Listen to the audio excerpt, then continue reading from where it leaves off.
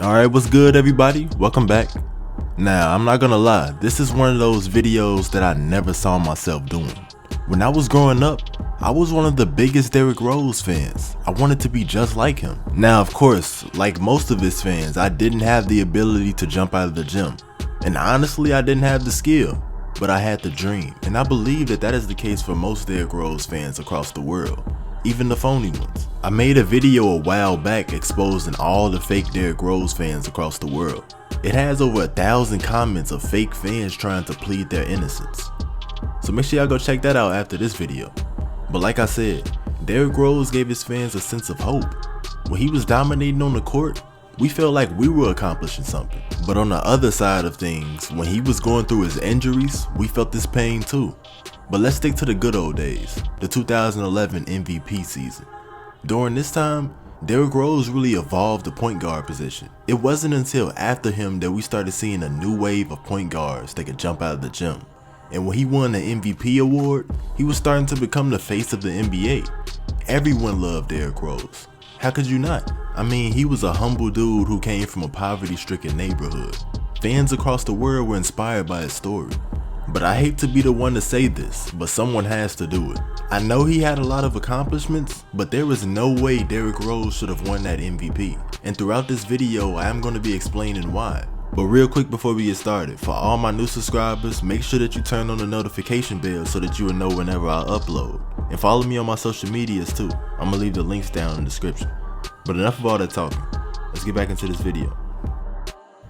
In order for you to completely understand how the Derrick Rose MVP season was rigged, you would have to understand exactly what Derrick Rose meant to Chicago.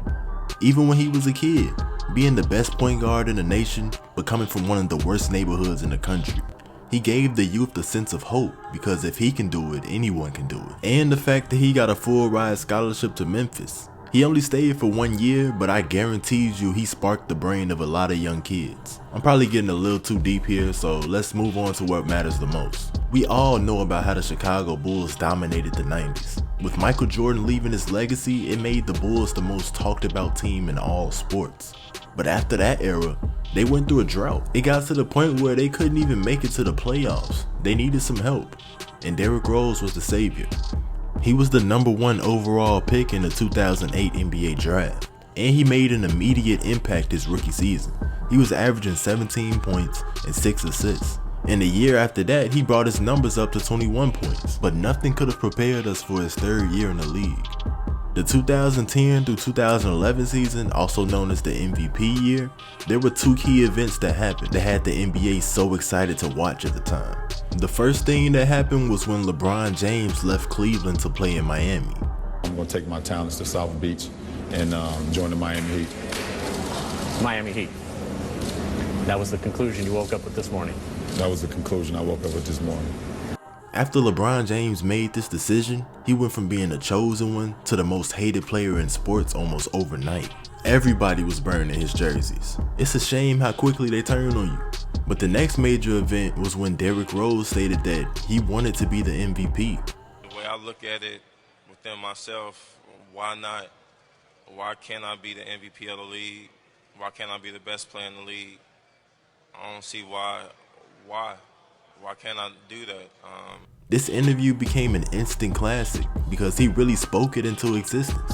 At 22 years old, he became the youngest MVP in NBA history. And he was the only player to win an MVP in the Bulls organization besides Michael Jordan. And in that same season, he led the Bulls to the best record they had in a while with 62 wins. Derrick Rose was at the top of his career, so no one really questioned if he deserved the MVP. But there are some key things that we should keep in mind. The couple years before, LeBron James had won the MVP back-to-back.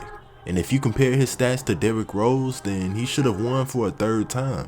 Derrick Rose averaged 25 points, LeBron averaged 27. Rose had him beat somewhat on the assists because he had 7.5 while LeBron had only 7. So they were pretty close on that one.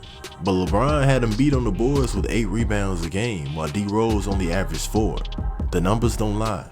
You can make the argument that LeBron couldn't win the MVP because he teamed up with other star players, and I'll say that's a valid argument.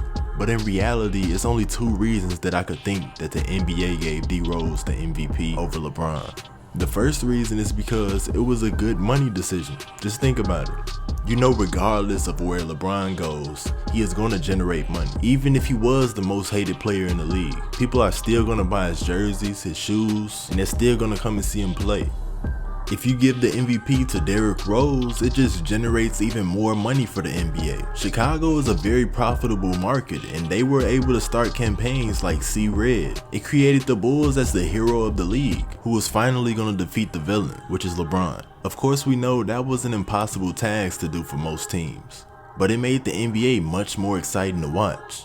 I know it's hard to accept as diehard D Rose fans, but the truth will set you free, man. Now you have three options. You can accept it as fact and try to move on from it.